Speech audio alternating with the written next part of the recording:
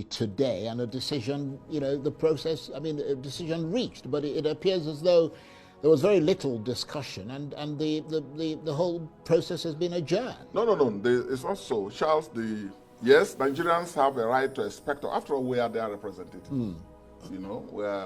We're elected by them to represent them. And I know that expectation is high, and we could have done it today. But you see, the Constitution has prescribed rules. This emergency rule is a very serious constitutional development. Indeed. It's one of the most serious constitutional developments. And the framers of the Nigerian Constitution took their time, not only in regulating strictly the conditions under which it can be imposed. And let me be clear, none of this talks about removal of elected officials. None of it.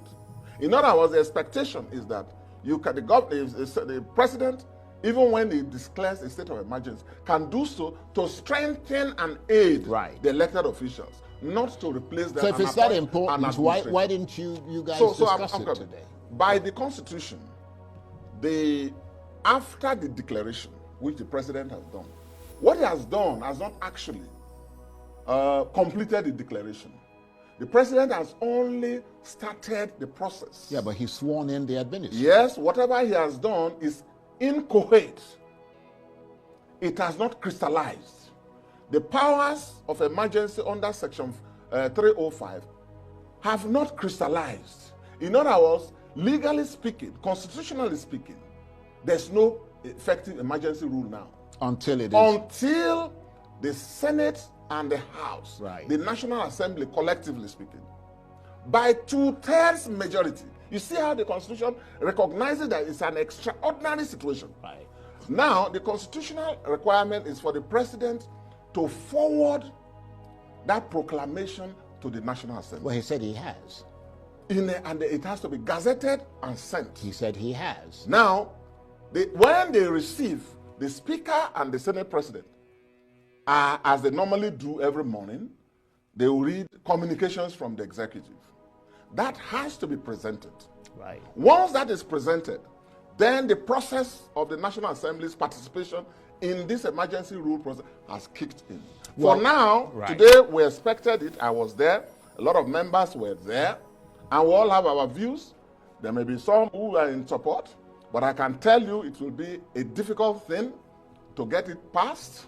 And let me tell you, the Constitution says 2/3 majority. In other words, of the total number, not of the people who are present. Right. And there are some of us who, because we take this seriously, it's an ideological issue. It's not just personal. It's not because of Sim Fubara. It's not because of Amehule. It's not because it's an APC government doing it. No.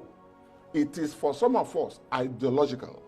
It has to be a matter of protecting the sovereignty of the peoples of Rivers State and then the democratic rights within our constitution. Would you be surprised if the Senate passes that? I'll be very surprised. First of all, move by the president? Oh yes, because it has to be supported by 2/3 of members. Well, you need at least 73 senators. About 73 senators. Yeah. Not only will you have 73 senators in attendance, it means that of the members who are present, you understand? 73 must vote in support. The same number that can enthrone a leadership of the 2/3. In the case of the House of Reps, 240 members. In the case of the Nigerian Senate, where I'm a member, 73 of us will have to agree. Okay? And some of us, as I've said, for ideological consistency, in defense of the democracy of our country, in defense of the Constitution, in defense of the sovereignty of the peoples of Rivers State, we are ideologically opposed to it. Right. Yes. This is, of course, from a... Nigeria is such a funny place. That means they're supposed to be the one to approve it first before the president will make a proper declaration, even when they were still deliberating. Our president sworn in the sole administrator. This is the benefit of having multiple parties in the House. Let's assume maybe we just have APC all through. I believe they will not even see the need to even deliberate. All we go here say they don't approve them. And today they are finding it difficult to do just that because other political parties did the house, which might not consent to whatever the president is doing at the moment. Whether you like it or not, lobbying at the moment is ongoing. Kudos to Seriyake Dickson, Senator, former governor of Bayelsa State, for this enlightenment. Nigeria. Anyway, whatever you think about this video, share, follow the page, and drop your comment on the comment section.